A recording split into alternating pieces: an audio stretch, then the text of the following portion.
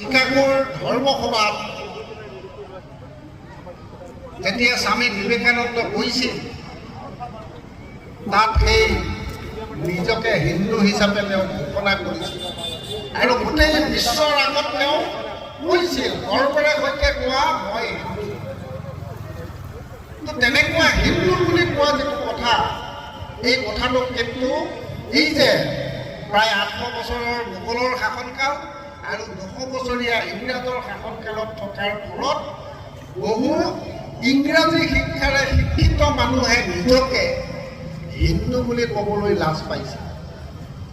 যিখিনি সময়ত ৰাষ্ট্ৰীয় স্বয়ংসেৱক সংঘৰ জন্ম, পৰম পূজনীয় ডাক্তৰ কেশৱ বলিৰাম হেদগাৱাৰীজীয়ে 1925 চনৰ বিজয়া দশমীৰ দিনা দিছিল, সেইখিনি সময়তো এই সময়ছোৱাতো প্ৰসিদ্ধ উকিলে নিজকে হিন্দু হিচাপে ক'বলৈ লাজ পাইছিল।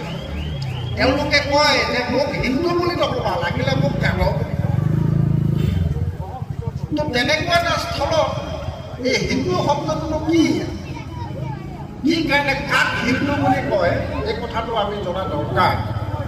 আচলতে আমাক বহুতকে হিন্দু মানে কিছুমান বাহ্যিকতাৰ কথা কৈ দিলে, আমি সেইবিলাককে হিন্দুত্ব বুলি বুজিব